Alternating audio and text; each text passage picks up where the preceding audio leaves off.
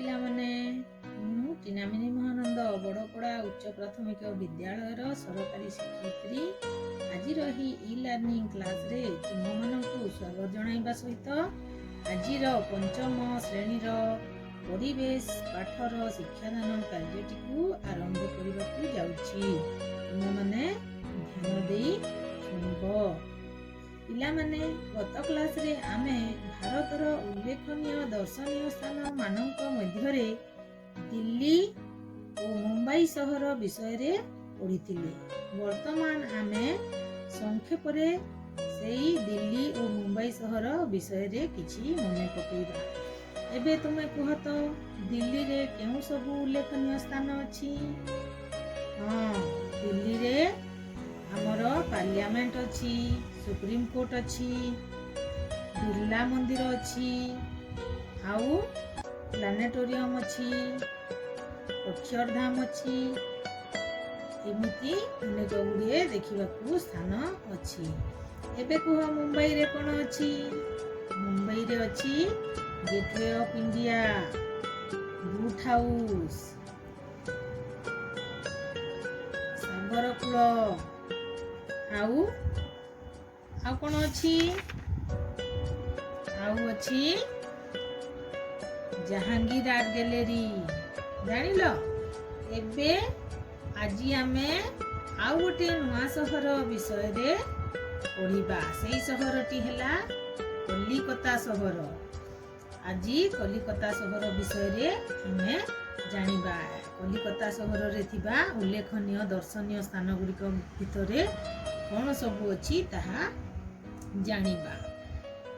କଲିକତା ସହର ହେଉଛି ପଶ୍ଚିମବଙ୍ଗ ରାଜ୍ୟର ରାଜଧାନୀ ଓ ଆମ ଦେଶର ଏକ ପ୍ରମୁଖ ବାଣିଜ୍ୟ କେନ୍ଦ୍ର।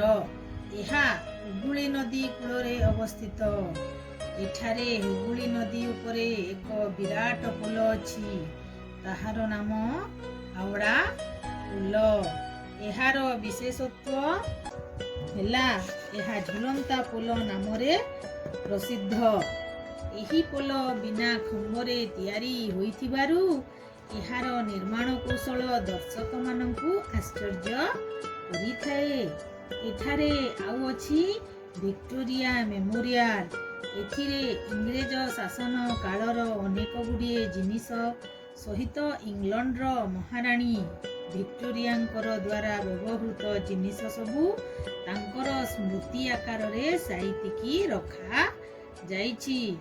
ଆଉ ଅଛି କ'ଣ? ମ୍ୟୁଜିୟମ ରହିଛି।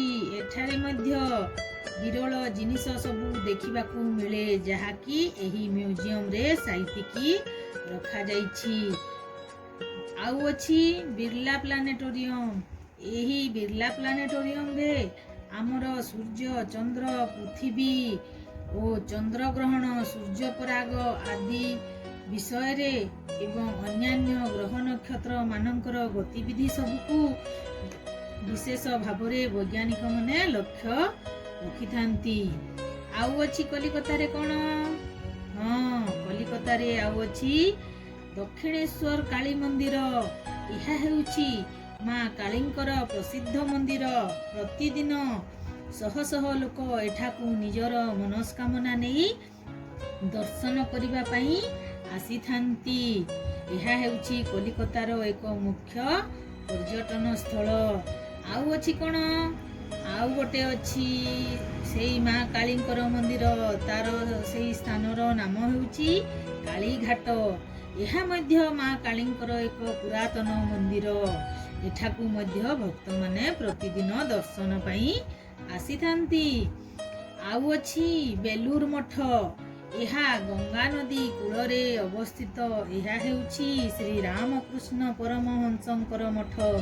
ରାମକୃଷ୍ଣ ପରମହଂସ ହେଉଛନ୍ତି ସ୍ୱାମୀ ବିବେକାନନ୍ଦଙ୍କର ଗୁରୁ। ଆଉ ଅଛି କ'ଣ? Eden garden. ପିଲାମାନେ, ତୁମେମାନେ କ୍ରିକେଟ ଦେଖିଛ? ହଁ, ସେଇ କ୍ରିକେଟ ଯେଉଁ ବଡ଼ ବଡ଼ ଷ୍ଟାଡିୟମରେ ହୁଏ, ସେହି ବଡ଼ ବଡ଼ ଷ୍ଟାଡିୟମ ମାନଙ୍କ ମଧ୍ୟରୁ ଗୋଟେ ହେଉଛି ଇଡେନ ଗାର୍ଡେନ। ତାହା କଲିକତାରେ ଅବସ୍ଥିତ। ଏହି ବିରାଟ ଷ୍ଟାଡିୟମରେ ବସିବା ପାଇଁ ଦର୍ଶକମାନଙ୍କ ପାଇଁ ବିରାଟ ବଡ଼ ଗ୍ୟାଲେରୀ ଅଛି।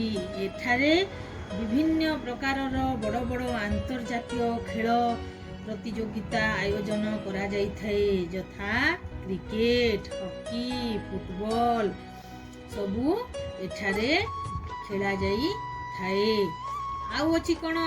Metro railway. ଏହା ହେଉଛି ଭୂତଳ ରେଳପଥ। ଏହା ମାଟି ତଳେ ଚଳାଚଳ କରେ।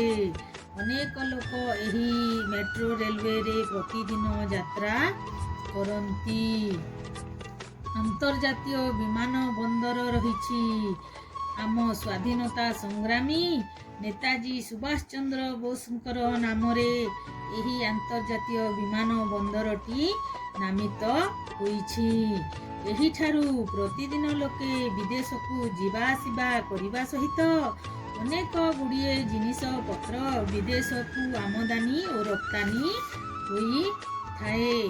ଆଉ ରହିଛି କଲିକତାରେ ବିର୍ଲା ମନ୍ଦିର। ଏଥିରେ ଶ୍ରୀକୃଷ୍ଣ ଓ ରାଧାଙ୍କର ପ୍ରତିମୂର୍ତ୍ତି ପୂଜା ପାଇଥାନ୍ତି। ଲୋକେ ଏଠାକୁ ଦର୍ଶନ ପାଇଁ ଆସିଥାନ୍ତି। ଆଉ ରହିଛି କ'ଣ? Mother Teresa house. ପିଲାମାନେ, ତୁମେ ଜାଣିଛ ମଦର ଟେରେସା କିଏ? ମଦର ଟେରେସା ହେଉଛନ୍ତି ଜଣେ ବିଦେଶୀ ମହିଳା, ଯିଏକି ଆମ ଭାରତରେ ରହି ଗରିବ ଓ ଅସହାୟ ଲୋକମାନଙ୍କୁ ସାହାଯ୍ୟ କରୁଥିଲେ। ତେଣୁ ତାଙ୍କୁ ଶାନ୍ତି ପାଇଁ 1979 ମସିହାରେ ନୋବେଲ ପୁରସ୍କାର ମିଳିଥିଲା। ତାଙ୍କର ଘରେ ତାଙ୍କ ମୃତ୍ୟୁ ପରେ ତାଙ୍କୁ ସମାଧି ଦିଆଯାଇଛି। ଆଉ ରହିଛି ସାଇନ୍ସ ପାର୍କ। ଏହା ଭିତରେ ଅନେକ ଗୁଡ଼ିଏ ବୈଜ୍ଞାନିକ କୌଶଳ ସବୁ ଦେଖିବାକୁ ମିଳେ। ଆଉ ରହିଛି ଅଲି ପାର୍କ ଜୁ କହିଲେ ପିଲାମାନେ ତୁମେମାନେ ବୁଝୁଛ? ଜୁ ହେଲା ଯେଉଁଠାରେ ଆମେ ବିରଳ ପ୍ରଜାତିର ପଶୁପକ୍ଷୀମାନଙ୍କୁ ଦେଖିବାକୁ ପାଉ। ସେଇ ଜାଗାକୁ ଆମେ ଜୁ ବା ଚିଡ଼ିଆଖାନା କହିଥାଉ। ଏଠାରେ ସେଇ ଚିଡ଼ିଆଖାନା ଅଛି। ପିଲାମାନେ, ତୁମେମାନେ ଏବେ ଜାଣିଲ କଲିକତା ସହର ବିଷୟରେ। ଏବେ ତୁମେମାନେ ମନ ଦେଇ ଏହି ପାଠଟିକୁ ଭଲ ଭାବରେ ପଢ଼ିବ ଓ ମୁଁ ଦେଇଥିବା ଗୃହ କାର୍ଯ୍ୟ ଗୁଡ଼ିକୁ କରିବ। ଧନ୍ୟବାଦ।